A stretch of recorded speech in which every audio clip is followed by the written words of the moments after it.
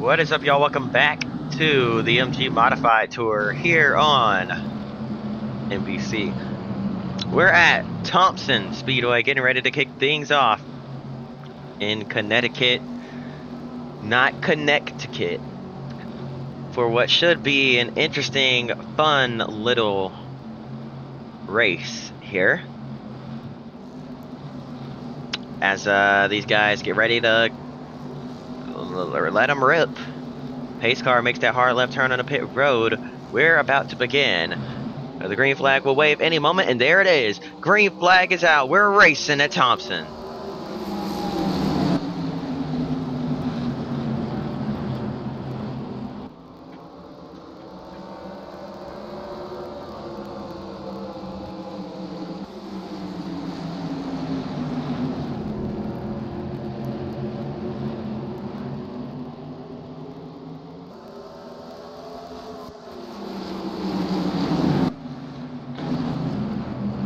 After the first lap, Eddie Flemke Jr. is your race leader, with L.W. Miller and Brian Pack battling behind for second, side by side through 3 or 4. And one unique thing about this racetrack, that top side, very dominant here, is really flat down on the bottom. Lots of progressive banking at this track. Is really flat on the bottom, a lot less grip down there as well. And it's actually flat on the top as well, as the banking kind of just runs out up there. So you really have to get it right. You're right in the middle of this racetrack. It's almost a single groove track, really hard to pass, and you're going to see that play out here today. If you can pin someone down on that flat, you'll have the pass pretty much made. Otherwise, you're just going to be riding the line and hoping for a mistake. As we ride with Chris Mack here to get an idea of how this track looks.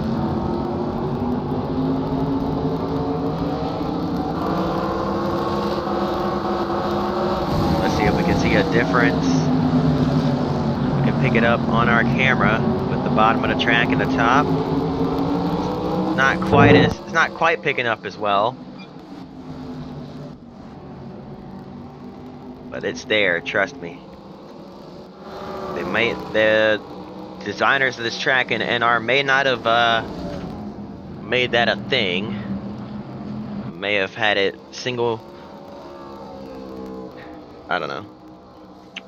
The banking might be one level all the way through, but the racing line is right, so that should give the illusion, at least, that it is how it's supposed to be. As we're 3 wide off into turn 1, everybody trying to stay as close to the middle as they can. You see the 4 of Jerry Marquis and the other 4 of Jason Myers on the outside. It's in a 4-car sandwich. And that's our Watkins Glen winner. Junior Miller getting sideways off turn number 4. Wild stuff here from Thompson Speedway. Fighting hard all the way through the field.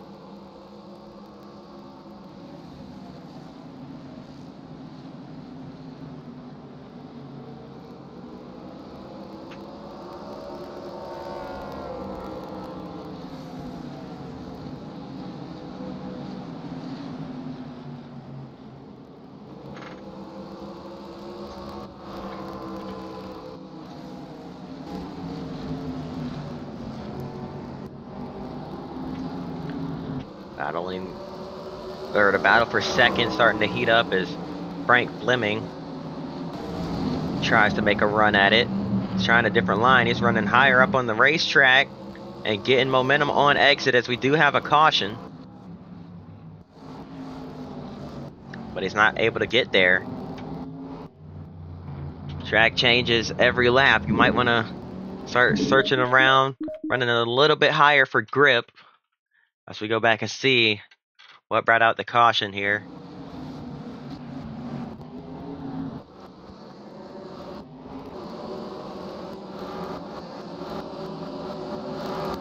So far, so good. We're just cruising for a bruising and we get an early caution. Not sure what it's for.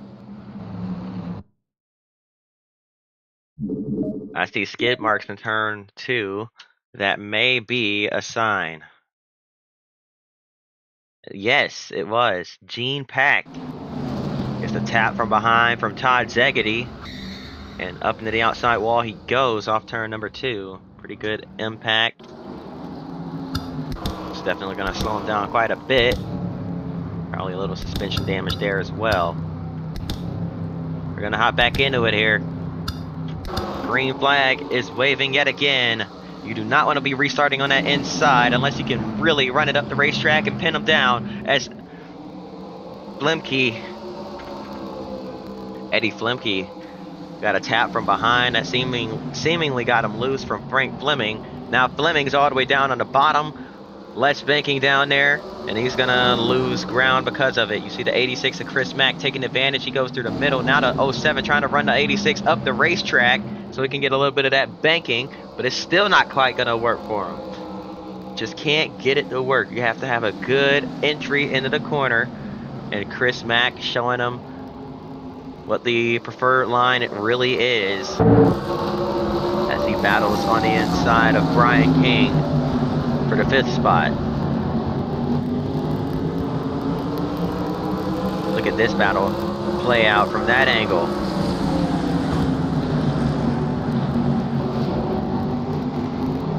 Further up, we had a battle brewing, but it fizzled out before it really got going.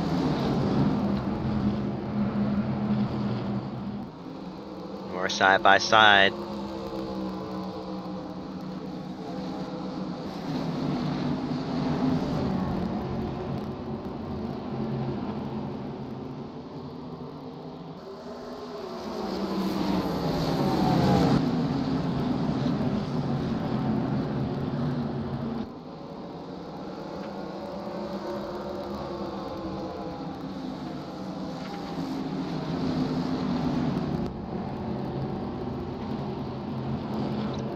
Zach Sylvester running P3, trying to mount a bit of a run for that 2nd spot.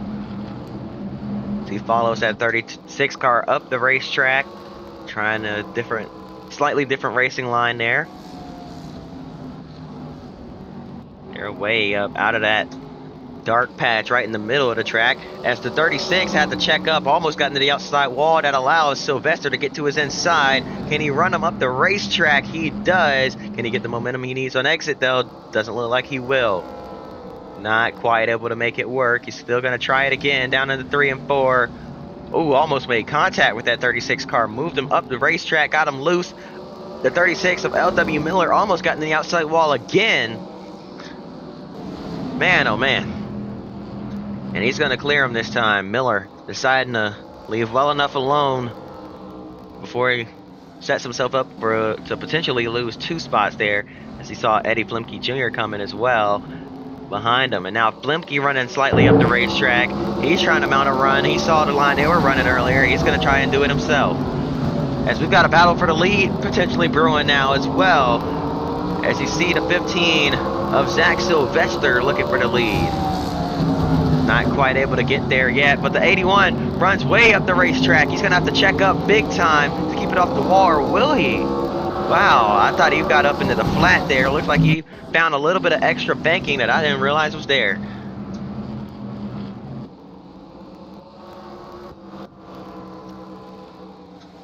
But is that the way to go?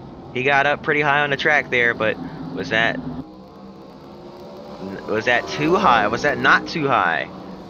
How do his tires feel after that? Remember, we never really had pit stops here with the modified, so these guys actually have to worry about tires. These tires do wear out, and we're seeing that here today. We've seen it throughout the season. The cars can change. The race will play out, and it'll come down to who's got the better tires at the end, who did a better job saving. As we head down into 1 and 2 yet, or 3 and 4 yet again. The 81 doing a great job hanging on to the lead. It's Brian Pack in the 81 car. We're gonna get a great flyby right here. I didn't realize this was a thing. Watch this.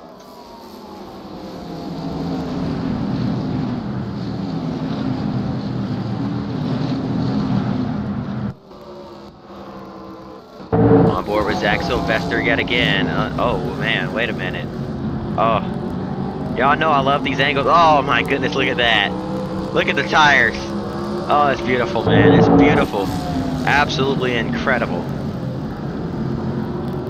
Zach Sylvester in that 15 car, man. That is amazing to see. Now for the rear bumper of the 36 of L.W. Miller. The thing about having only half a field's worth of cars, everybody could get an onboard camera here. So it's nice to see that. The 81 of Brian Pack extends the lead a little bit more though, as he kind of drove away a little bit. Chris Mack running inside the top 5. Wasn't really a big... Oh, whoa. Sylvester way up the racetrack off turn 2. And now that's going to allow L.W. Miller to get to his inside as Sylvester slipped, made one mistake, and that was enough to possibly cost him second. Oh, he gets into the wall trying to defend. But he's still going to almost keep the position. Side by side, hard battle through 1 and 2. Sylvester not giving up quite yet, forces that 36 down on a flat. He's going to get another run down the back straightaway as L.W. Miller almost cleared him. Now he's going to run him up the banking. But Sylvester's going to turn back to the left, pin him down. Doing a great job playing defense here. Zach Sylvester looking for his best finish of the season so far, as he clears. Eddie Flemke has Chris Mack on his rear bumper now as well. So that's going to be another battle that plays out. We head down the back straightaway yet again. And the 3 and 4.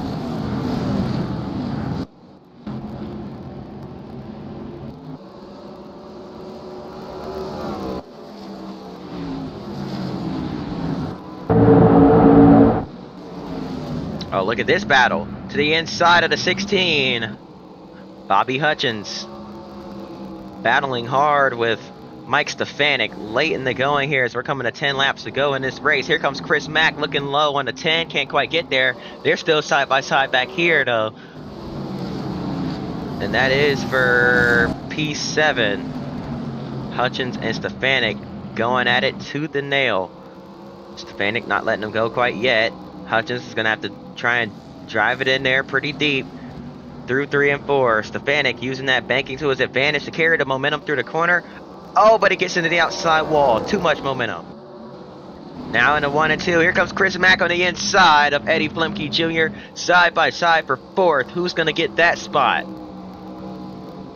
Fighting hard in the turns 3 and 4. The 10. Fighting back. He also gets into the outside wall. Tires definitely wearing out. These drivers pushing, giving it their all here from Thompson. Man, oh man, what a battle. Such great battles we've had all throughout this race. Chris Mack still fighting hard on the inside, but seemingly has learned that patience that he needed. He's going to let him go. Doesn't want to risk wrecking the car. Still trying to get back to his inside, and he does. Can he stay there as we ride on board with the 86? Drives it in deep yet again. Oh, he really sent that thing. He let it roll through the corner.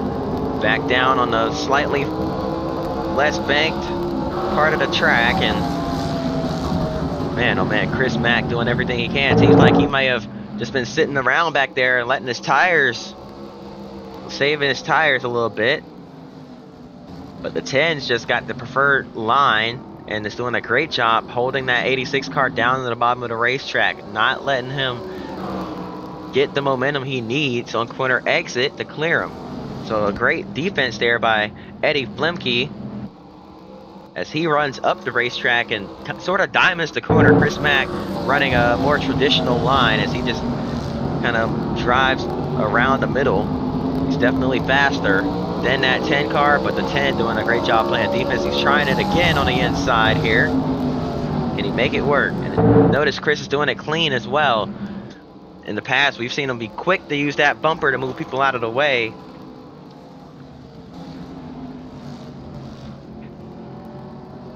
and that definitely ruffled some feathers, but he's definitely improving and becoming more mature over the years. Remember, he was just a young 18-year-old back in 03, straight off the simulator. He's learned quite a bit in these couple of years. We're really watching his racing career play out from the very beginning here. As we come to 2 laps to go, this time by, I believe. Yes, 2 to go. Brian Pack continues to lead. Zach Sylvester trying to mount any run he can on that 81 car. Has a bit of a run down the backstretch. Breaking deep lunge into 3 and 4. He's catching them through the corner, but not off. 81 got a great exit as we come to the white flag. That time by is 1 lap to go here from Thompson. As here comes the 15 with a run. Waited for his moment. Can he make the move into 3 and 4? Here comes Brian Pack, letting them have the inside. The 15 can't quite get his nose in there. Brian Pack is almost going to hit the wall. It's going to be a drag race to the line. And Brian Pack just holds on to win at Thompson. Zach Sylvester came so close to stealing it there at the end. Almost forced the 81 into a mistake. But Brian Pack was able to hang on just at the end there to win the race. I can't believe what I just saw. Pack almost gave it away as he got very loose, very sideways. Right rear tire just kissed the outside wall. He's lucky he didn't really get into it. Otherwise, that would have killed all his momentum off corner exit. And watch that at the stripe. I mean, he is at his door, at his window net, rather. That is how close it was. We're going to back it up, watch it one more time. Is that Dunkin' Donuts? Oh my goodness, how about that? Look at that. Checker flag falls. Zach Sylvester. So close. But it's going to be Brian Pack picking up the race win. Sylvester needed one more lap, man. He probably would have got him, but man, Sylvester sat back, let his tires cool off a bit, decided to mount one more charge at him, just caught him a little bit too late. So Brian Pack is your race winner in that 81 car. That is going to do it. Hope you all enjoyed. If you did, hit that like button and subscribe. What an amazing race that was. See y'all next time. Till then.